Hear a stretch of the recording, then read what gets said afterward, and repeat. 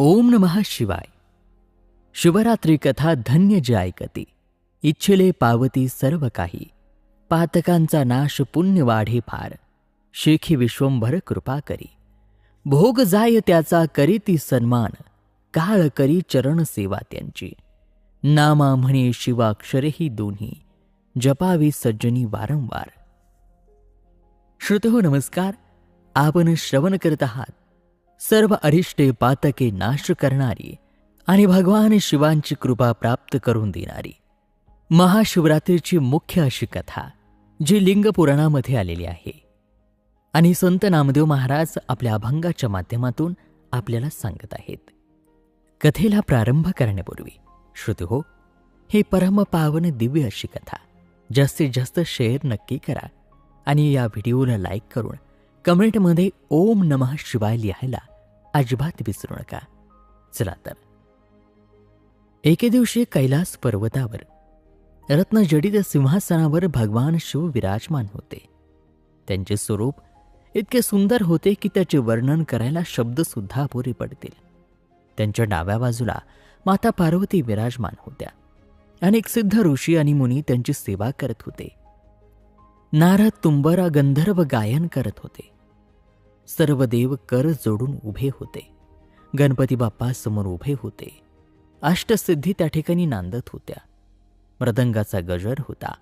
हा सर्व सोहळा पाहून साक्षात ब्रह्मदेवही नवल करत होते.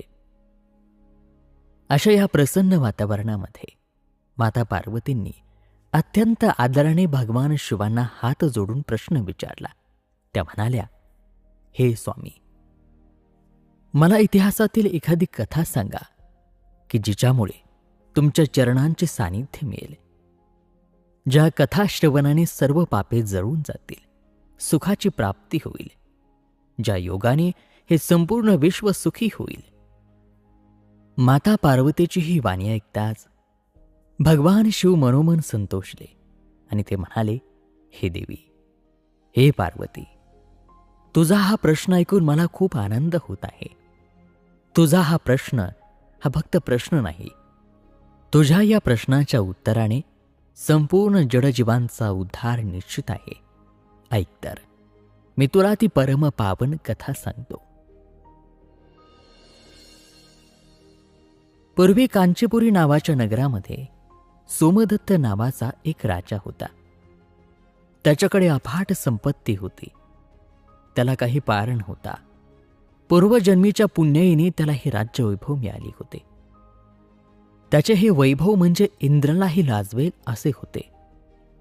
अष्टसिद्धी त्याच्या घरी दासी म्हणून राबत होत्या. जगात त्याचे धैर्य, शौर्य आणि कीर्ती गाजत होती. पण इतके असूनही त्याचे भोग काही सुटले नाहीत. त्याच्या मनातील हाव संपली नाही. भोगाची गोडी कधीच सुटत नाही. माणसाची वासना ही गोंधळ घालणारी असते. तिचे महात्म्य काय सांगावे. ते कधीच आणि कोणत्याही काळी सुटत नाही. तारुण्यात स्त्री सुखाची आवड असते, तर म्हातारपणी त्या सुखाची चिंता सतावते. म्हातारपणी माझ्या मागे मुलाबाळांचे कसे होईल या चिंतेतच जीव अडकतो. मेल्यावरही तीच वासना पुढे उभी राहते आणि त्यामुळे पुन्हा जन्म मरणाचे फेरे चालू होतात. त्या राजाच्या 500 राण्यांपैकी 2 राण्या अत्यंत पतिव्रता होत्या. पण इतर सर्वजणी जारकर्म, व्यभिचार करणाऱ्या होत्या. त्यांनी आपल्या पतीशी प्रतारणा केली होती. त्यामुळे त्यांच्यासाठी यमलोक निश्चित होता. यावर एक सिद्धांत सांगितला जातो की जर राजाने पाप केले तर ते प्रजेला भोगावे लागते. पुरोहितांनी पाप केले तर ते यजमानाला, शिष्याचे पाप गुरुला आणि स्त्रीने केलेले पाप पुरुषाला म्हणजे तिच्या पतीला भोगावे लागते.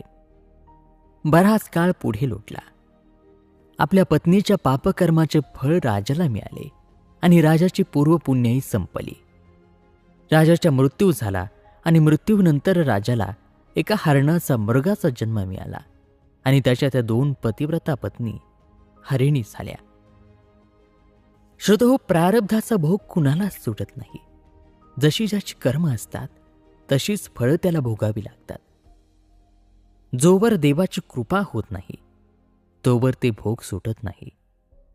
एकेकाळी राजमहालात राहणारा तो राजा आता हरिण झाल्याने वनात राहू लागला. त्या 2 हरिणी त्याच्या पूर्वजन्मीच्या पत्नी त्याच्या सोबत होत्या. त्या जाती स्वभावाप्रमाणे वनात विहार करत होत्या. त्यांचे एकमेकांवर खूप प्रेम होते. त्यातील मोठ्या हरिणीला 2 गोजीरवाणी पाडसे झाली होती आणि दुसरी गर्भिणी होती. दुसरीकडे देवलोकात इंद्राच्या सेवेत भूतसेन नावाचा एक गंधर्व होता. त्याच्या हातून सेवेमध्ये चूक घडली आणि त्यामुळे इंद्राने त्याला शाप दिला की तू पृथ्वीवर व्याध होऊन जन्माला येशील. इंद्राच्या शापाने तो तात्काळ पृथ्वीवरती किरात म्हणजे व्याध अर्थात भिल्ल होऊन एका गावी जन्माला आला. त्याचे नाव चंडभिल्ल. हिंस्रपणा हाच त्याचा स्वभाव बनला. तो शिकार करून आपले पोट भरत असे आणि दिवस रात्र पापकर्मात बुडालेला असे. माघ महिन्यातील शिवरात्रीचा दिवस.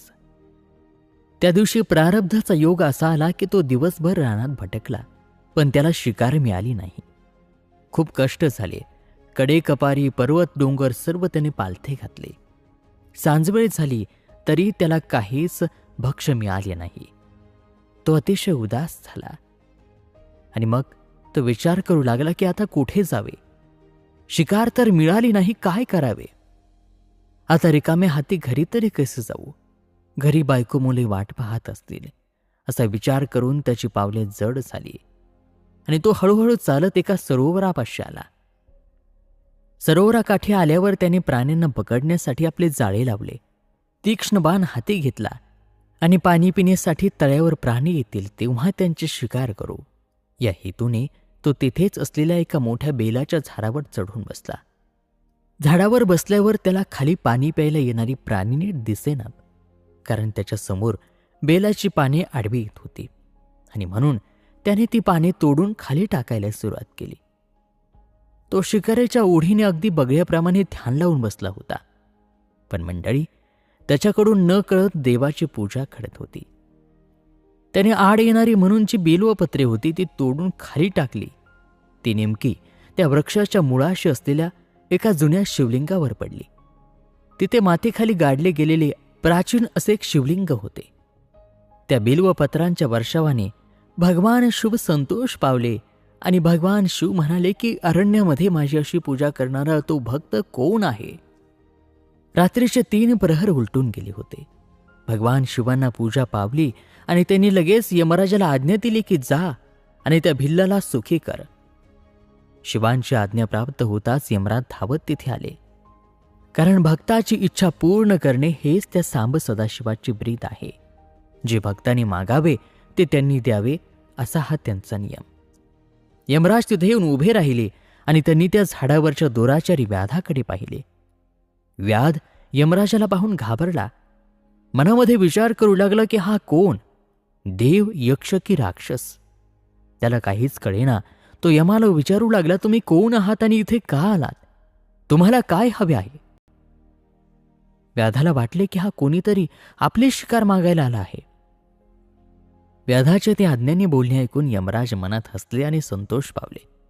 ते मंजूळ वाणीने म्हणाले, अरे तुझ्यावर शिवशंकरांनी कृपा केली आहे आणि म्हणून त्यांनी मला इथे पाठवले आहे. तुला जे हवे ते वरदान माग, मी तुला ते देण्यासाठी इथे आलो आहे. मी यमराज आहे. तू आज शिवरात्रीचा उपवास केलास, जागरण केलेस आणि बिल्वपत्रे वाहून भगवान शिवांना प्रसन्न करून घेतलेस, म्हणून तुझी इच्छा पूर्ण करायला मी आलो आहे. हे ऐकून त्या व्याधाचे मन सुखावले. व्याधाने हात जोडून यमराजाला नमस्कार केला. तो म्हणाला, महाराज, माझी इच्छा एवढीच आहे की मला आज शिकार मिळावे. मला या संसाराची आणि शिकारीची ओढ काही सुटत नाही. मला मृगपक्ष्यांची भाषा कळावी आणि माझे शिकारीचे काम सोपे व्हावे एवढेच वरदान मला द्या. आणि हीच माझी अंतिम इच्छा आहे. श्रुती हो, ज्याची जशी वासना असते तीच त्याच्या पुढे उभी राहते. समोर साक्षात मोक्ष देणारा देव आला तरी त्याने शिकारच मागितली. यमराज त्याला वरदान देऊन निघून गेले. इकडे व्याधाचे चित्त शिकारीकडेच होते. इतक्या तहानीने व्याकुळ होऊन एक मृग तेथे पाण्याच्या शोधात आला. त्याला खूप तहान लागली होती. तो धावतच पाण्याकडे गेला आणि दुर्दैवाने व्याधाने लावलेल्या पाशात तो अडकला. जमिनीवरती तो लोळू लागला. व्याधाने हे पाहिले. त्याला अतिशय आनंद झाला आणि त्या मृगाच्या शिकारीसाठी त्याने धनुष्याला बाण लावला. व्याध बाण मारणार इतक्यात त्याने पाहिले की त्या मृगाची पत्नी आपल्या लहान पाडसांना घेऊन तिथे आली आहे. तिने आपल्या पतीला जाळ्यात अडकलेले पाहिले. तिचे हृदय दुःखाने फाटले. त्यावेळी ते दोघे सुखदुःखाच्या गोष्टी बोलू लागले. मृग म्हणाला, नशिबात जो भोग होता तो भोगावाच लागेल. आता मला सोडवणारे कोणी दिसत नाही. साक्षात काळाने माझ्यावर झडप घातली आहे असे मला वाटते. यमराजाच्या वरदानामुळे त्या व्याधाला पशुपक्ष्यांची भाषा समजू लागली होती आणि तो त्या मृगांचे बोलणे ऐकून स्तब्ध झाला. ती हरिणी आणि मृग धर्मशास्त्रातील सिद्धांताप्रमाणे बोलू लागले. हे ऐकून तो पारधी आश्चर्यचकित झाला. तो म्हणाला की या वनातील पशूंना एवढे ज्ञान कसे? यांचे एकमेकांवरील प्रेम पाहून माझे मन भारावून गेले आहे. व्याधाची ती क्रूर वृत्ती आता मावळू लागली आणि त्याचे चित्त स्थिर झाले. आपल्या पतीला बंधनात अडकलेले पाहून हरिणीची वृत्ती उडाली. तिने देहाची आशा सोडून दिली. ती रडू लागली आणि म्हणाली, महाराज, तुम्ही एकटे जाऊ नका. आम्हालाही सोबत घेऊन चला. आपले अनेक जन्मांचे नाते आहे आणि आपण आता कसे वेगळे होणार? आपल्या पत्नीला दुःखी पाहून मृगाला खूप वाईट वाटले. त्याच्यावर दुःखाचा डोंगर कोसळला. तो तिला समजावू लागला, हे प्रिये, तू आता घरी जा, सुखाने राहा. माझी वेळ आता समीप आली आहे, पण तुझी नाही. तू का व्यर्थ प्राण देतेस? तुझी लहान गोजिरी बाळे आहेत. उशीर करू नकोस. तो दुष्ट व्याध येण्याआधी तू निघून जा. आपल्या बाळांचा सांभाळ करणे हाच स्त्रियांचा धर्म आहे. माझ्या प्रारब्धात जे होते ते झाले. तू का व्यर्थ बळी पडतेस? तर मृग तिच्या हिताची सांगत होता, पण ती पतिव्रता ऐकण्याच्या मनस्थितीत नव्हती. तिच्या नेत्रातून अश्रूंच्या धारा वाहत होत्या. ती म्हणाली, हे स्वामी, तुमच्याशिवाय मी माझे प्राण कसे धरू? तुम्हाला सोडून मी काय करू? तुमच्या जाण्याने या जगामध्ये माझे कोण उरेल? जर मी तुम्हाला सोडून गेले तर समस्त लोक देव माझी निंदा करतील. पाण्यावाचून जसा मासा तडफडतो तशीच तुमच्या विना माझी गत होईल. तुमच्या विना माझी जिणे व्यर्थ आहे. चंडभिल्ल व्याध हे सर्व बोलणे ऐकत होता. त्याच्या मनातील वासना आता जिरून गेली. त्याचे मन पालटले. त्यांचे शब्द कानामध्ये श्रवण करू लागला. एवढ्यात दुसरी हरिणी, जी गर्भिणी होती, ती त्या ठिकाणी आली. हा सर्व प्रसंग पाहून ती सुद्धा शोक करू लागली. पहिल्या हरिणीला ती म्हणाली, ते लहान पाडसे भुकेने व्याकुळ आहेत. तू इथे का थांबलीस? जा, तू घरी जा. तिचे बोलणे ऐकून पहिली हरिणी म्हणाली की आता माझे घर उरलेच कुठे? माझ्या पतीने आता परलोकाची वाट धरली आहे आणि मी सुद्धा त्यांच्याबरोबर जाणार. तूच त्या बाळांचा आता सांभाळ कर. माझी वेळ आता इथे संपली. तू गर्भिणी आहेस, तुझे दिवस भरले आहेत. जा, जर तू प्राण दिलास तर गर्भहत्येचे पाप तुला लागेल. त्यापेक्षा तू त्या बाळांना वाढव आणि आपला वंशवेल वाढव. अशा प्रकारे त्या दोन्ही हरिणी एकाच भावनेने मरण्यासाठी तयार झाल्या. नवल पहा, त्या दोन हरिणी एकमेकांच्या सवती होत्या. त्या आता एकाच विचाराने आपल्या पतीसाठी जीव द्यायला उभ्या राहिल्या. त्यांचा हा संसार आणि त्यांचे प्रेम खरोखर धन्य आहे. त्यांच्या अंगी मोठे धैर्य होते. त्या दोन्ही मातांनी आपल्या लहान पाडसांना जवळ घेतले आणि त्यांना शेवटचे पोटभर दूध पाजले. त्या म्हणाल्या, आता आम्ही दोघे इथेच राहतो, तुम्ही आपल्या घरी जा. त्यांनी त्या पाडसांना प्रेमाने निरोप दिला, पण ती पाडसे सुद्धा जायला तयार नव्हती. ती आईला बिलगून रडू लागली. आई, तू आम्हाला सोडून कशी काय जातेस? आम्ही दोघे एकमेकांशी सुखाने कसे राहू? आमचे वडील जाळ्यात अडकले आहेत आणि तुम्ही दोघी प्राण द्यायला तयार झाला आहात. आमचे आता या जगात कोण आहे? आमचे पालन पोषण कोण करणार? आणि असे म्हणून त्यांनी आईबाबांना मिठी मारली. त्यांचे चुंबन घेतले. ती पाडसे म्हणाली, तुमच्या आधी आम्ही प्राण देऊ. इतक्यात तो क्रूर पारधी व्याध झाडावरून खाली उतरून त्यांच्याजवळ आला. त्याला पाहताच त्या पाचही जण भीतीने घाबरले. त्यांची एकमेकांवरील ओढ आणि प्रेम पाहून कोणाच्याही मन द्रवेल. तेवढ्यात मोठी हरिणी धैर्याने पुढे आली आणि व्याधाच्या पाया पडली. ती म्हणाली, हे व्याधा, तू माझ्या पतीला मारू नकोस. ते तहानेने व्याकुळ झाले आहेत. त्याआधी तू मला मार. मी सुवासिनी म्हणून मेली तर मला स्वर्ग मिळेल आणि तुलाही पुण्य मिळेल. तुझे कार्य साध्य होईल. इतक्यात दुसरी धाकटी हरिणी पुढे आली आणि ती म्हणाली, तू जरा थांब. आधी त्यांना पाणी पिऊ दे, मग तुला जसे वाटेल तसे कर. त्यांचे ते बोलणे ऐकून तो व्याध आपला घात करण्याचा बेतच विसरून गेला आणि शांतपणे उभा राहिला. ती मोठी हरिणी व्याधाला धर्माची शिकवण देऊ लागली. ती म्हणाली, हे व्याधा, एखाद्या जीवाला बांधून मारले तर त्याला महादोष लागतो. तू आधी या जाळ्यातून माझ्या पतीला सोड, त्यांना पाणी पिऊ दे आणि मग सावकाशपणे तुझे काम कर. आम्हाला मार. जर तुला आमचा विश्वास वाटत नसेल तर आम्ही शपथ घेतो. अरे, हा देह परोपकारासाठीच वापरायचा असतो. आता प्राणांचा लोभ धरून काय उपयोग? भुकेल्याला अन्न आणि तहानलेल्याला पाणी देणे हेच मोठे पुण्य. आम्ही पाचही जण तुला आमचे शरीर अर्पण करतो. तू मनामध्ये अजिबात शंका धरू नकोस. तिची अशी प्रार्थना ऐकताच त्या किराताचे मन पाझरले. तो व्याध म्हणाला, तुम्ही वनातील पशु असून सुद्धा किती धर्माने आणि ज्ञानाने वागत आहात. तुमचे बोलणे ऐकून माझ्याही कठोर मनात दया उत्पन्न झाली आहे. तुमची भावना काय आहे हे देवच जाणे. पण मला आता तुम्हाला फसवून मारवत नाही. मी शस्त्र खाली ठेवतो. आणि तू असे बोलून निघून जाण्याच्या बेतात होता. पण इतक्यात ते दोन्ही लहान पाडसं भिल्लापुढं आली आणि ती म्हणाली, हे मामा, आमची एक विनंती ऐक. तू आमच्यावर कृपा कर. आमच्या आईबाबांना मारू नकोस. अतिथीला स्वतःचा देह अर्पण करावा, त्याने परधाम मोक्ष मिळतो असे शास्त्र सांगते. तू आमच्या मातापित्यांचा घात करू नकोस. त्याआधी तू आम्हाला मार. आमचे शरीर कोवळे आहे आणि आमचे मांस सुद्धा तुला खूप गोड लागेल. आमचा बळी घेऊन तुझे काम होईल आणि आमच्या जन्माचे सार्थक होईल. लगेच हरिणी त्या व्याधाला कर्माचा आणि पापाचा सिद्धांत सांगू लागली. जर आम्ही तुला फसून पळून गेलो तर आम्हाला गुरुद्रोही, विश्वासघातकी आणि आंधळे होण्याचे पाप लागेल. दुसऱ्याचा घात करणारा, निंदा करणारा मनुष्य नरकात जातो. जो पंक्तिभेद करतो, जेवताना भेदभाव करतो, तो पुढच्या जन्मी कावळा होतो. जो सदा सर्व काळ दुष्ट कर्म करतो, तो नीच योनीत जन्म घेतो. जो अतिथीची पूजा करत नाही, तो साप किंवा घूस होतो. जे कर्म केले ते भोगावेच लागते. म्हणून आम्ही तुला फसवणार नाही.